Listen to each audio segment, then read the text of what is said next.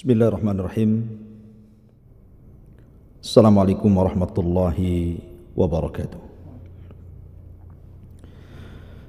Alhamdulillah wassalatu wassalamu ala rasulillah wa ala alihi wa sahbihi wa mawalah wa la hawla wa la quwwata illa billahi wa ba'du. Alhamdulillah, segala puja dan puji hanya milik Allah Jalla fi'ula. Salawat dan salam kita hadiahkan kepada Rasul kita Nabi besar Muhammad sallallahu alaihi wasallam.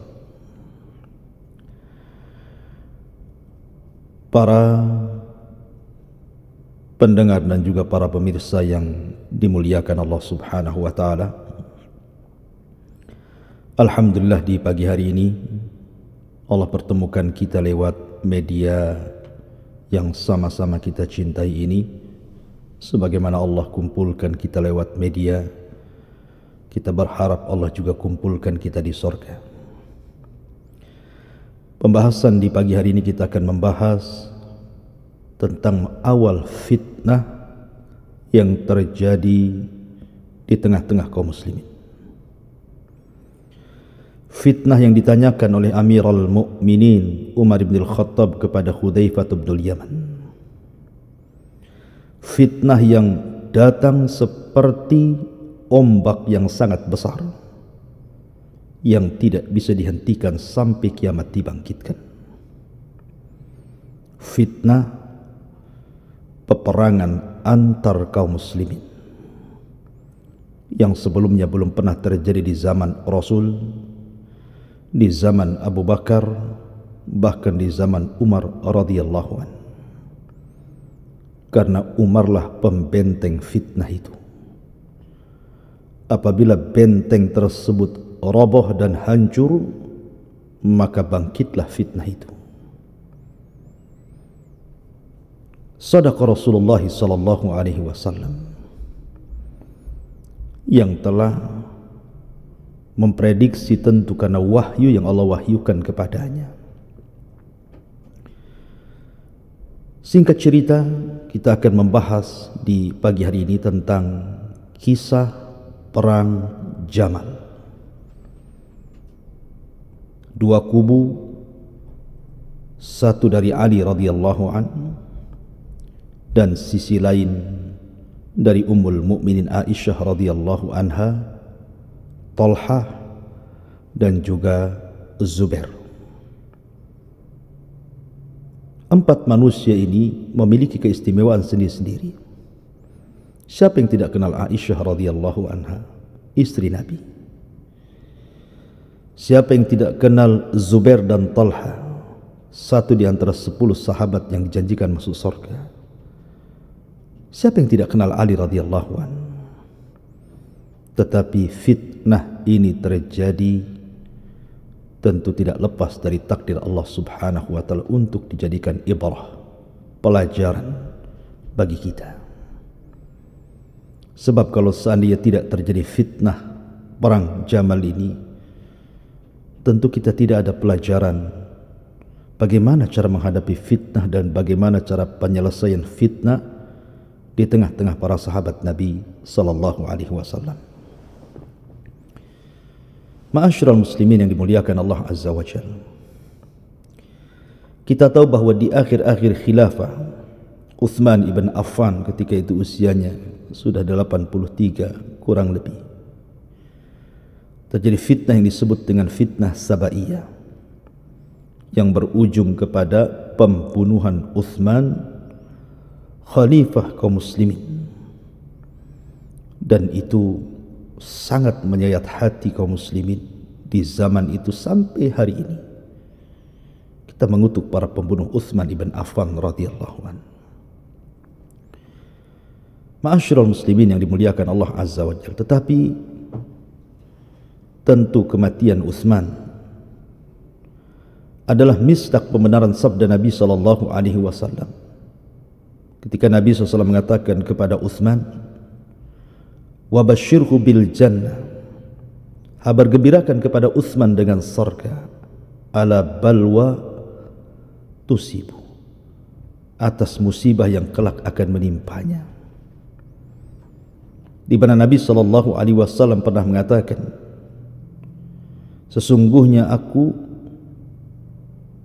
akan memberikan, atau Allah Subhanahu wa ta'ala akan memakaikan kepadamu baju khilafah.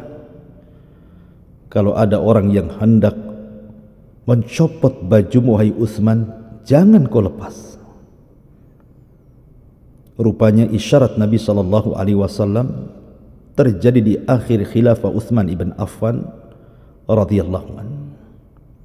Datang anak-anak muda dari Mesir, dari Kufah, dari Irak, dan beberapa daerah lainnya. Tiba-tiba mereka terpengaruh dengan seorang Yahudi yang pura-pura masuk Islam, Abdullah ibn Saba, menggerakkan anak-anak muda untuk melakukan khuruj, pemberontakan kepada Utsman. Singkat cerita, anak-anak muda ini kemudian membunuh Utsman dengan cara sadis. Ketika terbunuhnya Utsman ibn Affan radhiyallahu anhu, semua kaum muslimin, baik yang ada di Madinah, yang ada di Mekah, di Basrah, di Kufah, di Syam, mereka merasakan kesedihan yang luar biasa, dan mereka merasa ketakutan tentang persatuan kaum muslimin. Apakah setelah terjadinya pembunuhan ini kaum muslimin akan tetap bersatu, ataukah bercerai-berai, akan tetap berada di atas kedamaian ataukah perang? Semua manusia di atas kebingungan. Ketika Utsman meninggal dunia, sepakat orang-orang Muhajirin, orang-orang Ansar, untuk membaiat Ali bin Abi Thalib radhiyallahu anhu, karena tidak ada yang lebih mulia melebihi Ali di zaman itu setelah terbunuhnya Utsman. Maka datanglah orang-orang Muhajirin dan Ansar berbaiat kepada Ali radhiyallahu anhu, termasuk juga Talha dan Zubair ibn Awam radhiyallahu anhuma, berbaiat kepada Ali radhiyallahu anhu. Dan kaum muslimin pun berbondong-bondong berbaiat kepada Ali radhiyallahu an, kecuali Muawiyah yang ketika itu menjadi gubernur di Syam saat kepemimpinan Utsman ibn Affan radhiyallahu an, dan dia masih tetap gubernur. Ketika Muawiyah bin Abi Sufyan dihantarkan pakaian Utsman yang berlumuran darah, kemudian jari-jari yang terputus dari istri Utsman, Nailah, maka pakaian itu kemudian digantung di masjid di Syam, dan jari jemari istrinya Utsman yang ketika itu membela Utsman, sehingga membuat geram kaum muslimin yang ada di Syam. Maksudnya geram kepada para pembunuh Utsman. Maka seluruh pasukan Syam dan rakyat yang ada di Syam semua berbaiat kepada Muawiyah. Bukan pembaiatan Muawiyah menentang kekhilafahan Ali radhiyallahu an, tidak sama sekali. Muawiyah seorang sahabat, penulis wahyu, dia tahu kedudukan Ali radhiyallahu an. Dia tidak mungkin kemudian lepas daripada kepemimpinan Ali. Tetapi penduduk Syam berbaiat kepada Muawiyah itu hanya menuntut agar Muawiyah bergerak kemudian berusaha untuk mengkisos siapapun yang terlibat dalam pembunuhan Utsman ibn Affan. Itu saja. Bukan soal pembaiatan kepemimpinan khilafah. Karena ada sebagian sejarah yang diputar balikkan, khususnya setelah Bani Umayyah runtuh, datang Bani Abbasiyah, maka mulailah diputar balikan sejarah. Ada yang menjelek-jelekan Muawiyah dan Bani Umayyah, ada juga yang kemudian ghulu terhadap Ali dan ghulu terhadap Muawiyah. Tetapi alhamdulillah biiznillah, masih banyak ulama ahli sunnah yang meluruskan sejarah, seperti Imam Ibnu Katsir, Imam Ibnu Athir, Imam At-Tabari, Al-Imam Al-Zahabi, dan ulama-ulama ahli sunnah wal jamaah yang lainnya, yang mereka insaf, sangat adil dalam mencatat sejarah berdasarkan nas-nas yang sahih, bukan memutarbalikkan sejarah, apalagi sampai mencela dan mencaci maki sahabat Nabi sallallahu alaihi wasallam, baik dari kubu Ali ataupun Muawiyah ataupun Aisyah, Talha dan Zubair. Ma'asyiral muslimin yang dimuliakan Allah Subhanahu wa taala, ketika Ali telah dibaiat menjadi khalifah keempat setelah Abu Bakar, Umar dan Utsman radhiyallahu anhum, maka Talha dan Zubair menghadap Ali dan meminta kepada Ali agar menghukum siapapun yang terlibat dalam pembunuhan Utsman. Mereka harus ditangkap, diadili, diqisas. Tetapi Ali radhiyallahu anhu, seorang faqih, alim, katibul wahyi, penulis wahyu Nabi, dia tidak tergesa-gesa. Dia punya ijtihad sendiri. Dia tidak mau Madinah menjadi kacau, keamanan menjadi robek, sehingga Ali radhiyallahu anhu memilih untuk menolak permintaan Talha dan Zubair radhiyallahu anhuma dan menghendaki bahwa persatuan kaum muslimin nomor satu. Kemudian setelah itu, setelah kondisi sudah kondusif, sudah aman, baru kita proses kasus ini. Tapi Talha dan Zubair terus mengeluh dan meminta kepada Ali untuk disegerakan. Tentu wajar, karena yang terbunuh bukan orang biasa. Yang terbunuh adalah manusia yang para malaikat malu kepadanya, dan Rasul pun malu kepadanya. Seorang laki-laki yang dijuluki dari atas langit Bidhi Nuraini, pemilik dua cahaya, karena tidak ada sejak diciptakan Adam sampai kiamat dibangkitkan orang yang menikahi dua putri seorang nabi kecuali Utsman bin Affan. Menikah dengan Ruqayyah, sepeninggal Ruqayyah menikah dengan Ummu Kulthum radhiyallahu anhuma. Sehingga Talha dan Zubair memaksa Ali, tapi Ali radhiyallahu anhu tetap menolak dan mengatakan ketidaksanggupannya. Marahlah Talha dan Zubair, akhirnya meninggalkan Madinah, karena waktu itu bertepatan dengan musim haji. Bertolaklah dua sahabat mulia ini dari Madinah ke Mekah. Untuk apa? Untuk menemui Ummul Mukminin Aisyah radhiyallahu anha, zaujatun Nabi sallallahu alaihi wasallam, orang yang paling dicintai Rasul, berdasarkan hadis Amr bin As ketika bertanya kepada Rasul, siapa wanita yang Anda cintai wahai Rasul? Kata Nabi sallallahu alaihi wasallam, Aisyah. Dan dari kalangan laki-laki, Rasul mengatakan abuha, bapaknya Abu Bakar As-Siddiq radhiyallahu anhu. Ketika kemudian berjumpa di musim haji, maka Talha dan Zubair menyampaikan keinginan kepada Ummul Mukminin Aisyah radhiyallahu anha agar Ali segera memproses kasus para pembunuh Utsman, segera tangkap, segera adili, qisas mereka.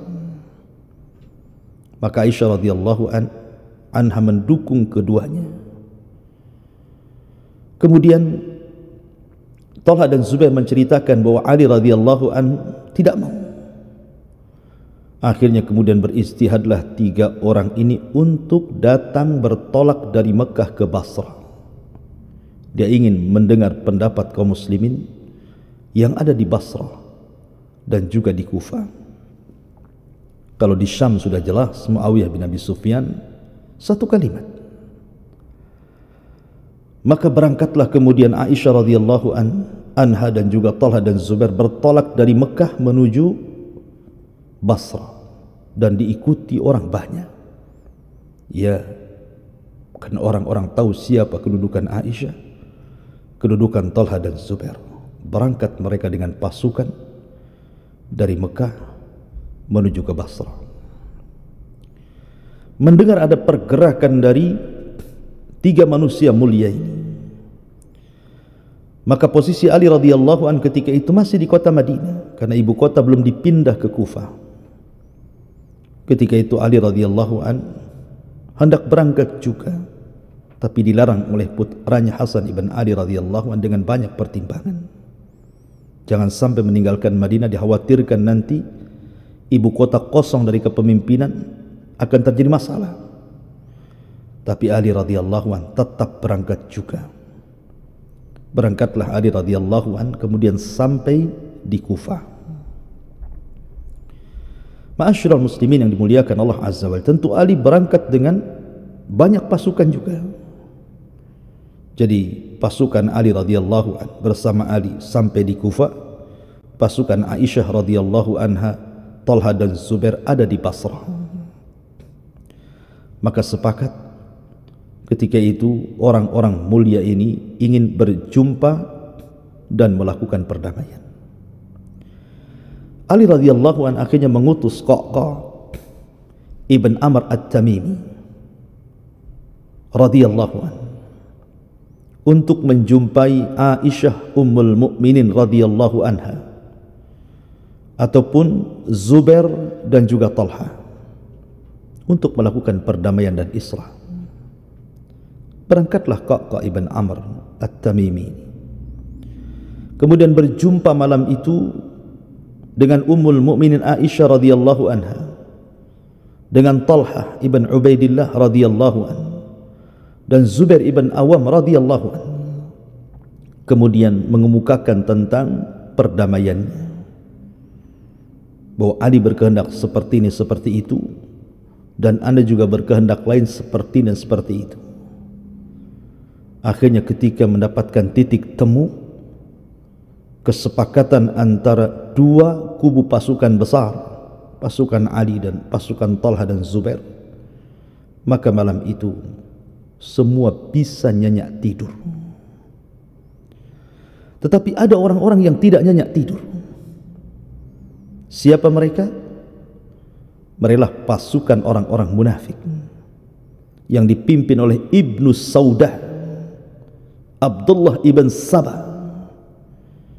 Dia mulai membuat riak-riak di tengah-tengah pasukan dan mengatakan, lihat, bagaimana mungkin Talha dan Zubair kemudian hendak melawan Ali radhiyallahu anhu? Jangan-jangan dia hendak merebut kekuasaan, padahal kita sudah senang Ali menjadi khalifah. Akhirnya kemudian bermacam-macam diceritakan oleh Ibnu Sauda untuk memprovokasi pasukan dan orang-orang yang terlibat dalam pembunuhan Utsman. Di malam itu pun mereka tidak nyenyak tidur karena khawatir mereka akan dibunuh.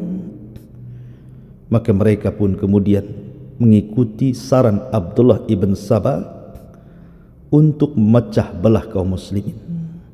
Yang satu masuk ke pasukan Aisyah, Talha dan Zubair, yang kelompok satunya lagi masuk ke kubu pasukan Ali yang ada di Kufah. Sebenarnya Aisyah radhiyallahu anha di tengah perjalanan ke Basrah ini, dia melewati sebuah sumur, dan sumur itu disabdakan Nabi sallallahu alaihi wasallam, nama sumur itu Hau'ab. Kata Aisyah radhiyallahu anha, ini sumur apa namanya? Maka orang-orang mengatakan sumur Hau'ab wahai Ummul Mukminin. Tiba-tiba kemudian dia melihat ada seekor anjing yang minum dari sumur itu. Maka Aisyah radhiyallahu anha teringat dengan sabda Nabi sallallahu alaihi wasallam, dan dia pun tidak mau melanjutkan perjalanan ke Basrah dan ingin kembali ke kota Mekah. Akan tapi karena Talha dan Zubair terus memaksa Aisyah radhiyallahu anha, maka Aisyah pun kemudian ikut berangkat ke Basrah. Karena tujuan islah sekali lagi, bukan untuk perang. Maka kembali ke awal, ketika Qaqqa ibn Amr at-Tamimi sudah menyampaikan keinginan Amirul Mukminin Ali radhiyallahu an, dan mereka sepakat kepada satu titik, mereka sudah tidur nyenyak. Tiba-tiba sebelum fajar menyingsing, pasukan yang disusupkan oleh Abdullah ibn Sabah membuat ulah, tiba-tiba membunuh pasukan yang dibawa oleh Ummul Mukminin Aisyah radhiyallahu anha di Basrah, dan sebagiannya membunuh pasukan yang bersama Ali radhiyallahu an yang ada di Kufah. Akhirnya pasukan Talha dan Zubair manusiawi bersuudzon kepada pasukan Ali, jangan-jangan dia hendak membunuh kami. Begitu juga pasukan Ali bersuudzon kepada pasukan Talha dan Zubair, jangan-jangan mereka hendak berkhianat dan membunuh kami. Maka malam itu berhadap-hadapanlah pasukan antara pasukan Talha dan Zubair Ummul Mukminin juga, dan juga pasukan Ali radhiyallahu anhu. Terjadilah perang sebelum fajar. La haula wala quwata illa billah. Padahal kedua kubu ini, kedua pemimpin ini, baik dari kubu Ali radhiyallahu an, Ali sendiri tidak hendak berperang. Begitu juga Aisyah radhiyallahu anha, Talha dan Zubair tidak hendak berperang karena mereka sepakat untuk berdamai. Tetapi pasukan Abdullah ibn Sabah, orang-orang munafik, telah menyusup ke sana kemari dan mengadu domba pasukan yang kebanyakan mereka para sahabat Nabi sallallahu alaihi wasallam. Terjadilah perang di malam itu. Sampailah kabar peperangan ini kepada Ali radhiyallahu anhu, dan juga sampai kabar peperangan ini kepada Ummul Mukminin Aisyah radhiyallahu anha, Zubair dan Talha. Maka para pemimpin ini berusaha untuk mendamaikan peperangan itu supaya jangan dilanjut. Tetapi kondisi di malam hari dan orang sudah saling suudzon dan sudah nyawa berjatuhan, sehingga perang ini tidak bisa dihentikan. Maka ada seorang alim min ulama'il Basrah, Qadi Basrah, Ka'ab ibn Musawwir,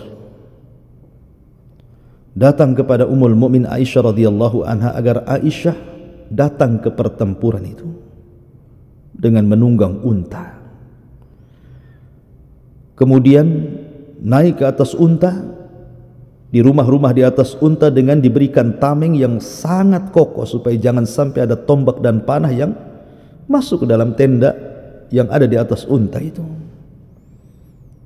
Bergeraklah Aisyah radhiyallahu anha ke dalam pasukan. Tapi apalah daya, perang sudah terjadi. Disangkanya Aisyah radhiyallahu anha datang untuk memberikan semangat melawan pasukan Ali. Itu yang dihembuskan fitnah oleh Abdullah ibn Sabah. Justru perang semakin besar.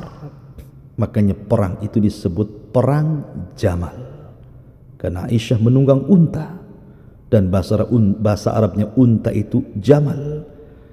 Maka nisbat peperangannya kepada unta yang ditunggangi Aisyah Ummul Mukminin radhiyallahu anha, padahal datang untuk mendamaikan. Begitulah ikhwan. Bahkan dalam kenyataan hari ini, kalau ada orang melakukan demonstrasi, mungkin pada awalnya bisa ditenangkan. Tapi kalau demonstrasi sudah menjadi sebuah kerusuhan, maka siapapun pimpinan korlap tidak bisa menghentikan kerusuhan itu. Karena tidak semua orang yang demo itu hendak menghendaki kebaikan. Ada juga para penyusup yang hendak memecah belah. Ini cerita demo. Bagaimana cerita perang? Yang satu dengan yang lainnya sudah berhadap-hadapan, yang satu dengan yang lainnya sudah jadi korban. Tentu tidak bisa dihentikan.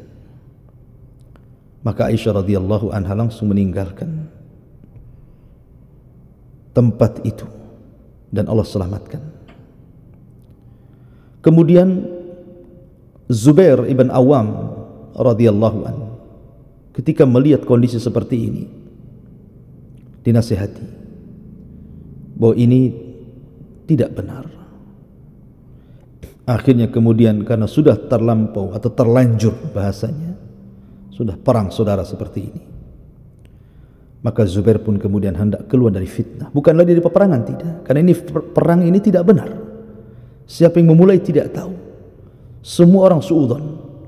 Pada di belakangnya yang mengompori peperangan inilah Ibnu Sauda Abdullah bin Sabah. Makanya Zubair pun akhirnya meninggalkan peperangan itu, ingin menjauh dari fitnah. Dibawanya budaknya, kemudian pergi ke sebuah bukit yang disebut dengan Bukit Siba.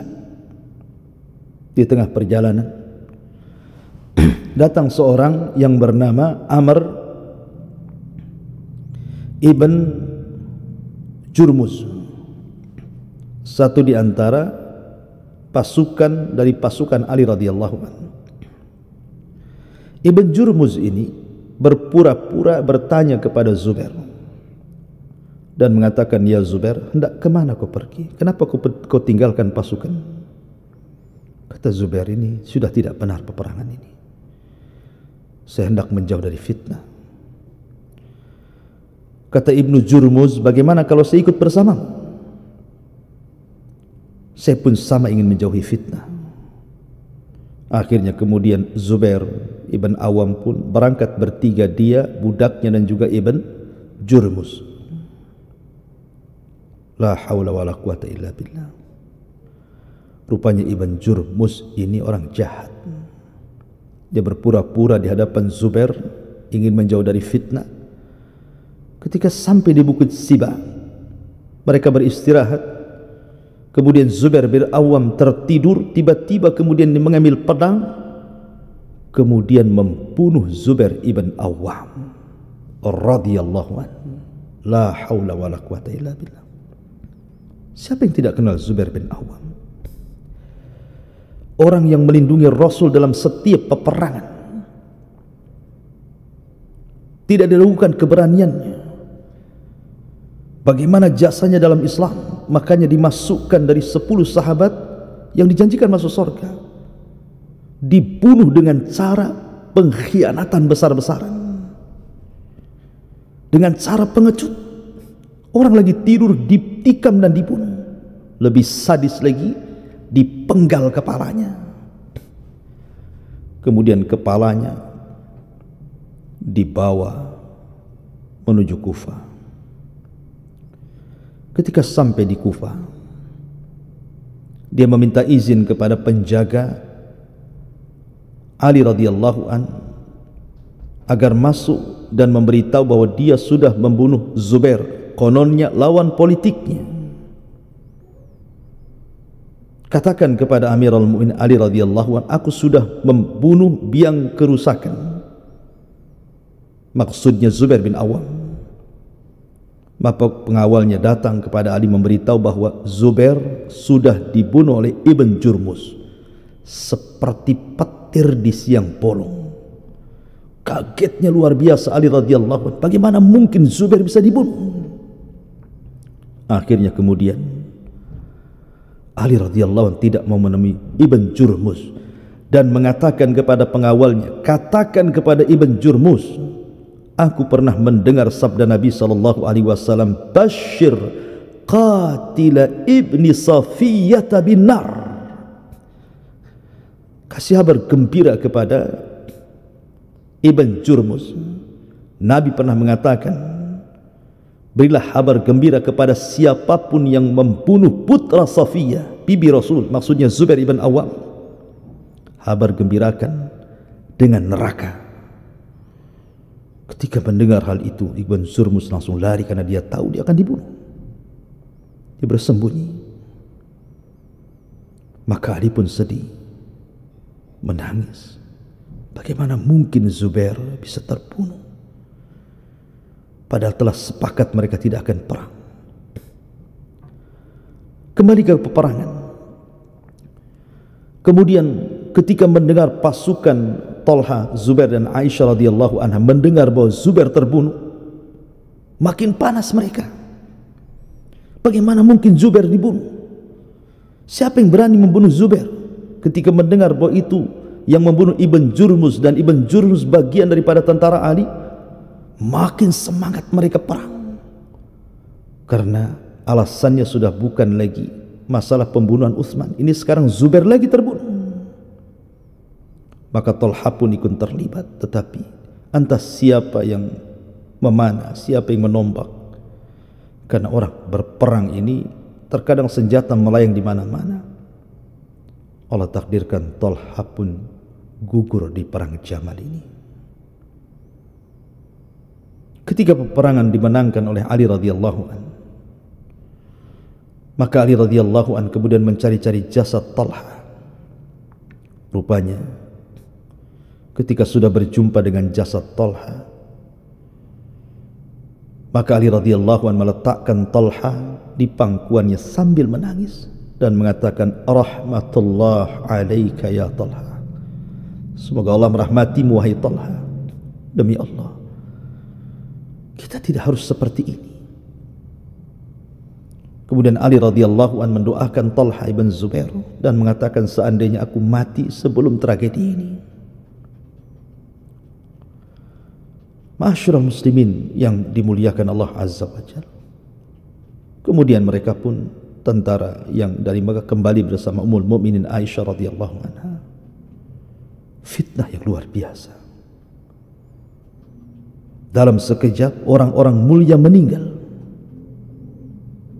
Tentu sekali lagi masing-masing punya ijtihad. Baik Aisyah, Ummul Mukminin, Zubair dan Talha, mereka punya ijtihad. Idza ijtahadal mujtahid fa asaba falahu ajran wa in akhtaha falahu ajrun wahid. Bila seorang mujtahid berijtihad, benar dapat 2 pahala, salah pun dapat 1 pahala, dan mereka ahlul mujtahid radhiyallahu anhu. Ma'asyiral muslimin yang dimuliakan Allah Subhanahu wa taala. Setelah terjadi perang Jamal ini, terdengar sampai ke Syam, ke telinga Muawiyah ibn Abi Sufyan. Maka Ali radhiyallahu an ketika sudah berada di Kufah, dia hendak memindahkan ibu kota yang tadinya di Madinah, kemudian dipindahkan ke Kufah supaya lebih dekat dengan ahlu Basrah, ahlu Kufah dan Syam. Kemudian Ali radhiyallahu an menyurati Muawiyah agar segera membaiatnya. Tapi sekali lagi, Muawiyah dan seluruh penduduk Syam sudah sepakat bahwa Ali harus membalaskan darah Utsman ibn Affan.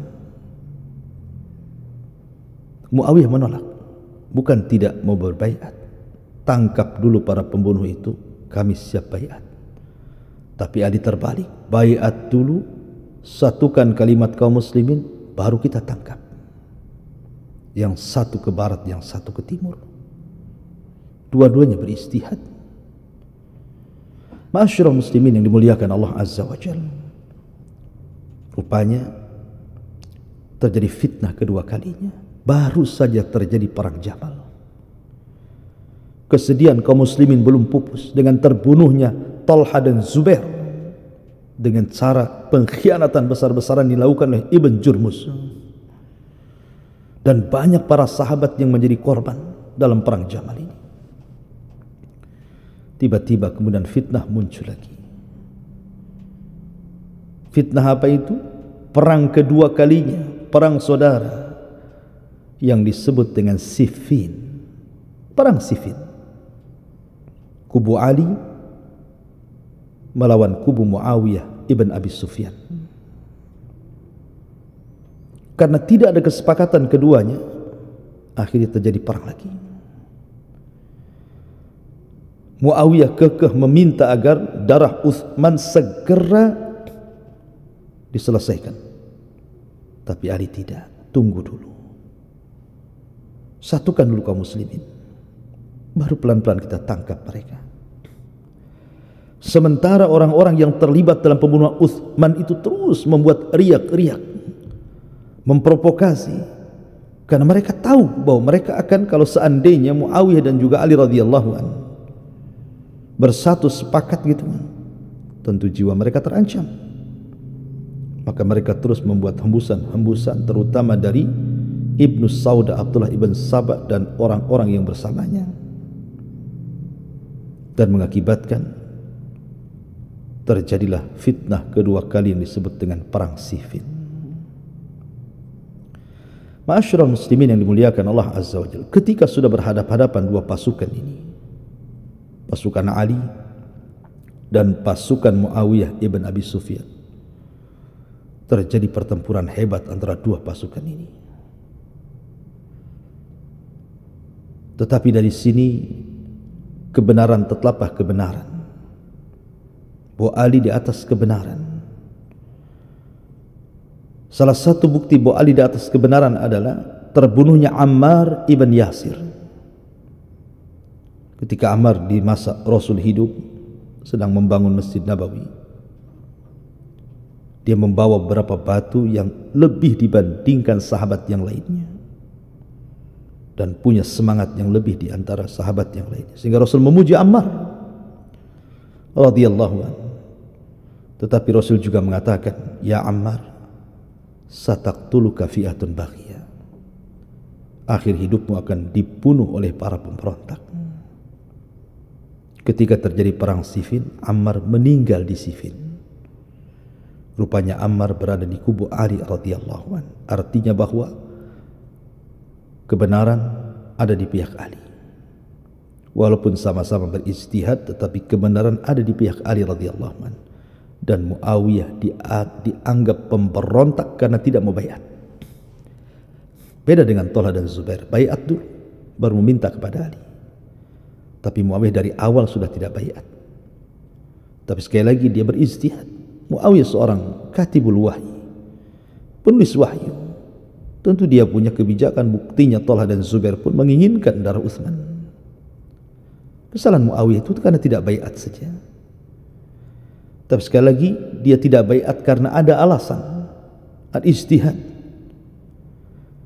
Karena ketika nanti ada kisah lain ketika Hasan ibn Ali menjadi khilafah, 6 bulan kemudian diserahkan kekuasaannya kepada Muawiyah.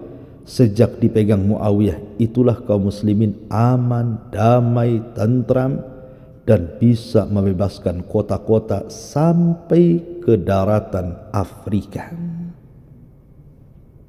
Ma'asyiral muslimin yang dimuliakan Allah Azza wa Jalla, terjadilah perang Siffin.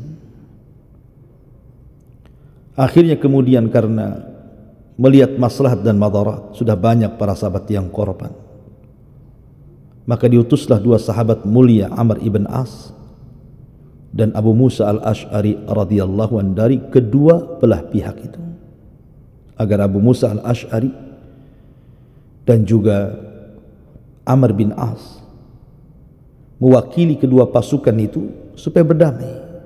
Maka berdamailah dengan bulir-bulir kesepakatan dalam perang Siffin itu, untuk tidak saling serang menyerang dan tidak saling tawan menawan, tidak saling mengambil harta satu dengan yang lainnya. Karena ini perang saudara, bukan melawan orang kafir yang sudah jelas ada ghanimahnya, ada harta rampasan perangnya, dan begitu seterusnya. Tetapi ada orang-orang yang tidak suka dengan perdamaian ini. Keluarlah mereka sekitar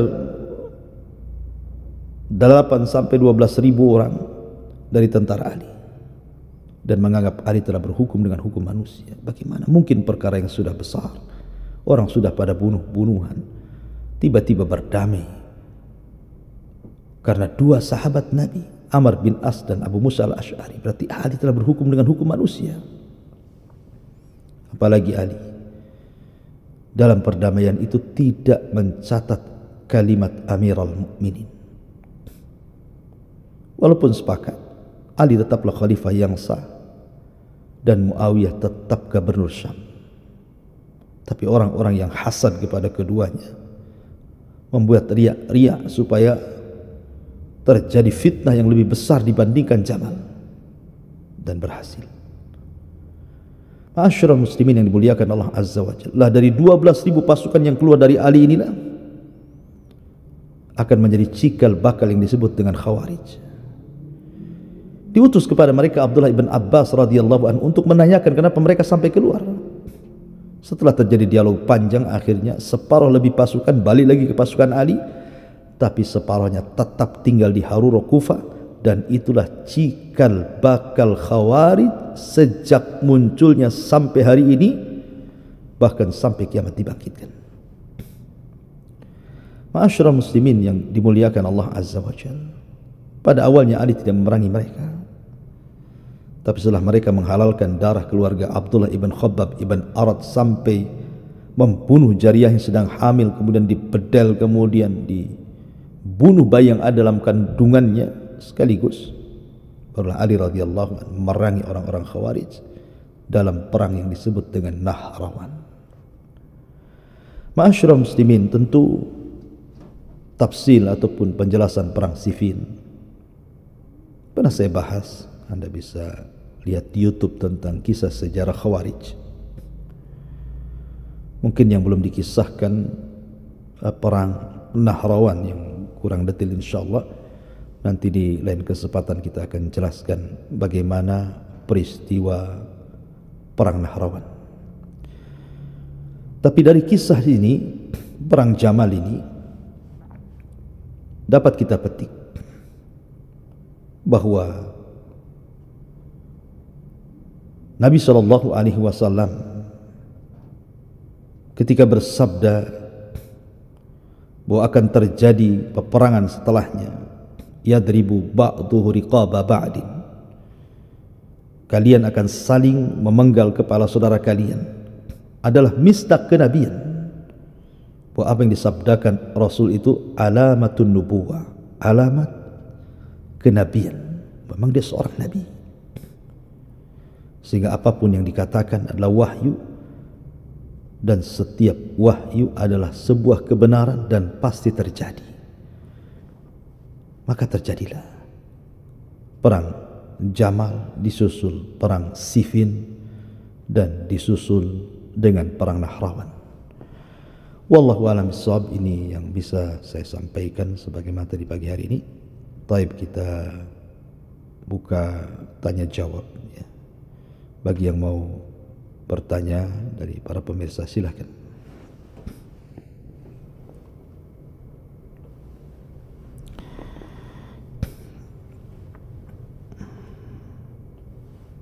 Taib, ada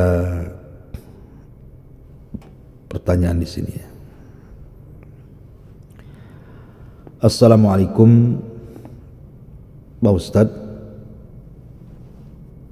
Waalaikumsalam warahmatullahi wabarakatuh. Pak Ustadz, cara Rasulullah SAW menikahkan Abul As ibn Rabi dengan Zainab bagaimana? Bagaimana aturannya?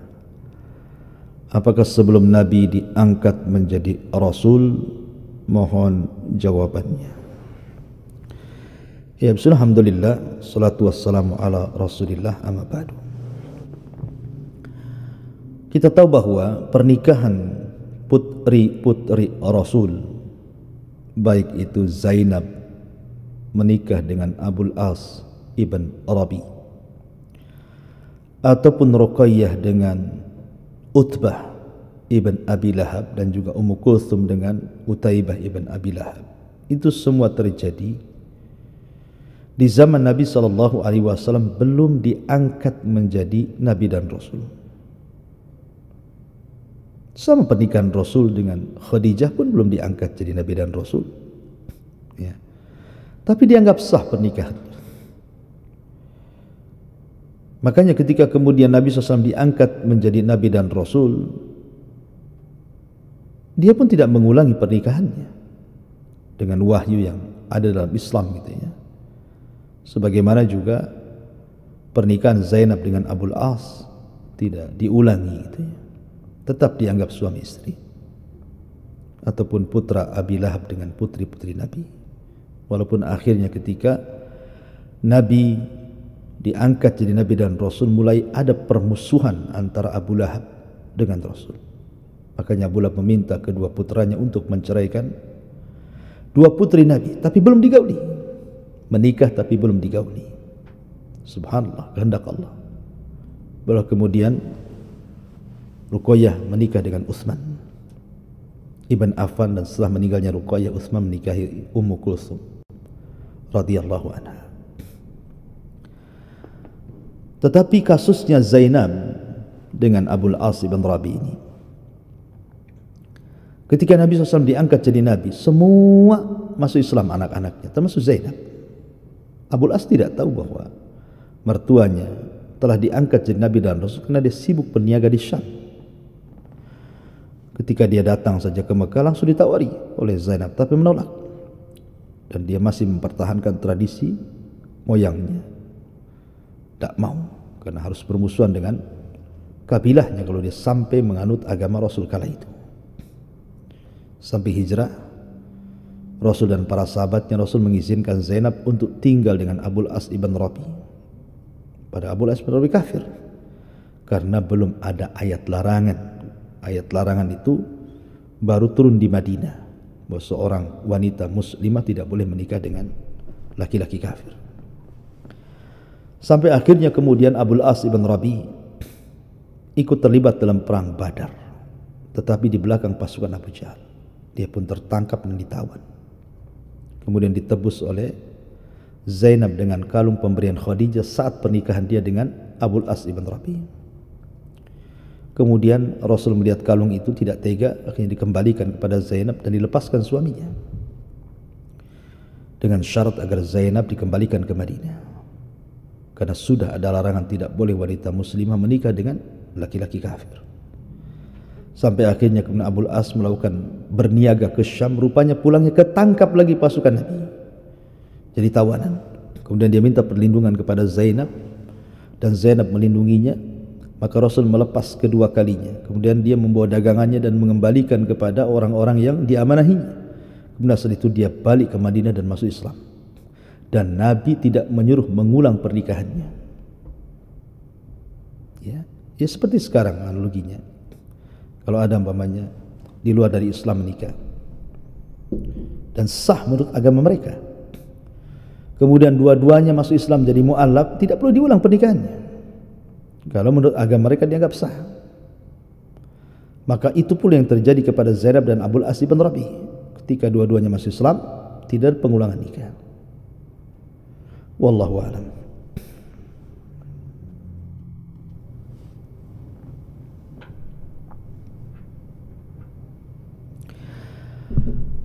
Bismillah. Afwan, Ustadz mau tanya, apakah pasukan Ali bin Abi Thalib menjadi kafir karena memerangi Ummul Mukminin Aisyah radhiyallahu anha? Tidak ada yang kafir di sini. Tidak ada satupun yang kafir. Keduanya berperang di atas ijtihad. Kita tidak boleh kemudian mengomentari, mencela, menghina, mencaci, memaki satu pun dari sahabat Nabi, karena mereka di atas ijtihad, baik Aisyah, Zubair, Talha, atau dari kubu Ali radhiyallahu anhu, sahabat yang lainnya. Rasul mengatakan, la tusubbu ashabi, jangan kau celah sahabat. Lau anfaqa ahadukum mithla uhudin dhahaba ma balagha mudda ahadihim wala nasifa.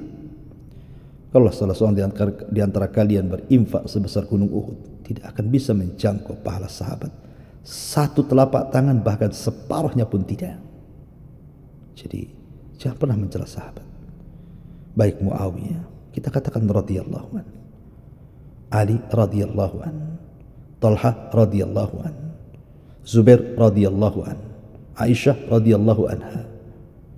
Semua sahabat dikatakan dalam Al-Quran, kullan wa'adallahul husna, semua dijanjikan kebaikan. Kata Imam Ibn Hazm, husna di sini adalah al-jannah, semua sahabat dijamin surga. Jadi tidak ada yang kafir di sini.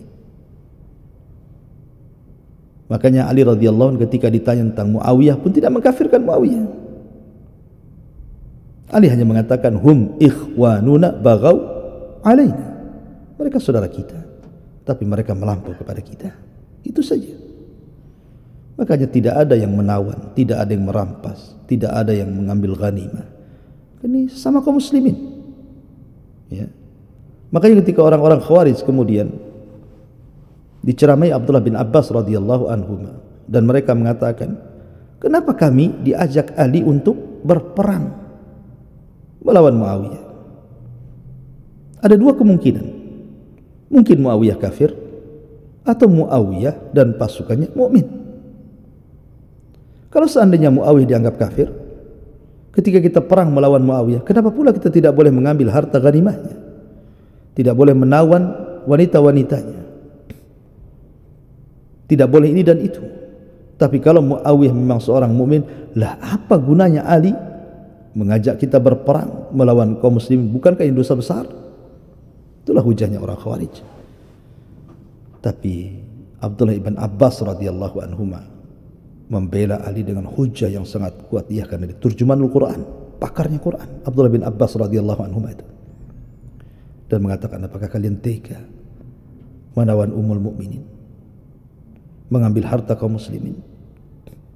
Ini bukan perang melawan kafir, ini fitnah, disebut fitnah. Makanya banyak juga para sahabat yang tidak mau terlibat dalam hal ini, seperti Abdullah bin Umar radhiyallahu anhu tidak mau terlibat dalam perang ini. Ya, intinya bahwa tidak ada yang kafir, baik dari kubu Ali ataupun kubu Ummul Mukminin Aisyah radhiyallahu anha. Semuanya sahabat Nabi. Ya, ada juga kibarut tabi'in. Dan semuanya berperang karena ijtihad. Wallahu a'lam.